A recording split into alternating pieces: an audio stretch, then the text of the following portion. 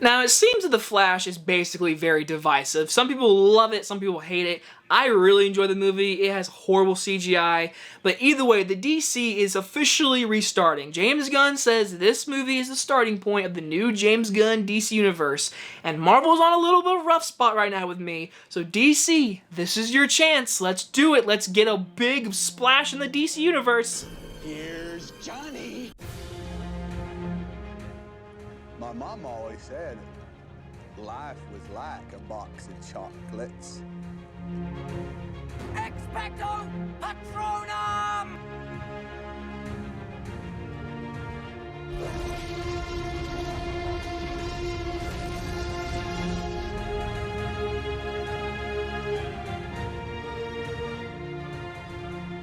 Blue Beetle stars Xolo Maridueña and is about an alien relic chooses Jamie to be its symbiotic host, bestowing the teenager with a suit of armor that is capable of extraordinary and unpredictable powers, forever changing his destiny. Oh boy, it is finally here. Blue Beetle's hitting theaters this weekend, and going in this early screening, I wasn't really excited because the trailers didn't wow me. I didn't know what to expect, even though I know James Gunn says it's the starting point, but like, at one point, this movie was going to go to HBO Max. It was just going to go to HBO Max and probably be forgotten. Now it's the starting point of DC. Now it's, don't even know if it's going to make money budget back because its projection is like horrible. But besides all the DC talk, box office, how is the movie?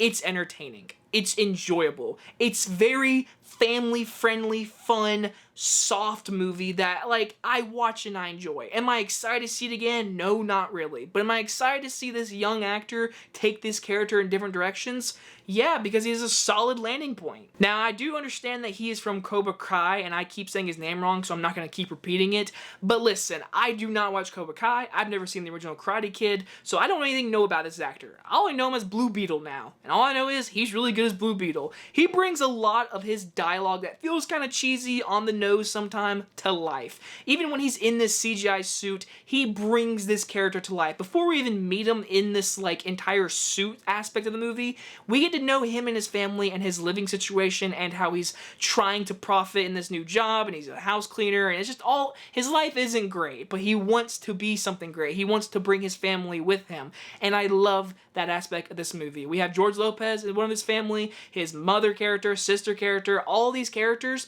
The family aspect is so strong in this movie, and it really carries the movie. Like I said, he's great in the role, but this family dynamic feels real. It feels like a nice family. Sometimes the dialogue is a little on the nose, and I will say they try to be too charming to where it feels kind of cringy a little bit, but there's so many minor moments and one-on-one conversations that it feels real, and you love that relationship in this family. And besides the family aspect, when he's in the suit, it's entertaining. The movie is really well made. Some bright CGI is a little noticeable and very like, but there's a lot of dark action scenes, especially towards the end of the movie, that very much feel like this looks great, whatever. And as his character progresses in the movie, you've seen this story before. Like, this movie is not breaking any type of boundaries. You have seen this kind of character before. It's just you got to see what kind of like development he brings to the character. And I think he does a great job, especially with the family aspect. Now, I could be wrong. Is this the first Latino superhero? I do not know, but it's great to see. It definitely feels like the culture of his character is being shown in this movie. I love that. I love seeing that, because someone out there who is Latino who hasn't seen a superhero be a Latino superhero now has that chance, and that's awesome to see. I love seeing that, and in this movie they do a great job with that. But like I said, it's a very generic movie. I mean, it's predictable as hell. Susan Sarandon and the entire villain arc is horrible.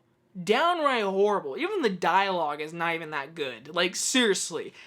All of that stuff, trash. Because you have seen, it is cookie cutter, seen it before, been done before. Nothing different in this movie is making that great. And it's a shame, but then again, you're here to introduce this character, set the boundaries of what can we expect in the future, hopefully, but for a singular Blue Beetle movie, I think fans of the character should be really proud, I think, because I don't know nothing about Blue Beetle. I didn't know if he was DC or Marvel at one point, and I was one of those guys.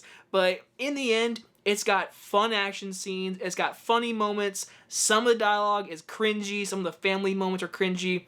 But that family support and that family aspect with our main character, it's a fun time at the movie theater. I'm definitely glad they got to put this in theater instead of HBO Max. I'm going to give Blue Beetle a B-. And some of you are like, oh, you gave it a bad grade. That is not a bad grade in my opinion. I enjoyed the movie. I'm not excited to see it again. Like, no, it's just, it's fine. It's good. It's a good little watch. It might be a little forgettable. Give it some time. I didn't walk away like, oh my god, I can't wait to see it again. I enjoyed my time with this movie. But I will say, those end credit scenes do have me thinking, what is James Gunn doing? Because these things were filmed recently because of, like, at one point this movie wasn't going to theaters, so, like, I don't even know what's happened in the DC Universe. But hey, Blue Beetle was solid. I don't know how it's going to perform, but that shouldn't matter for watching this movie and giving your honest opinion. I liked it. It was fine.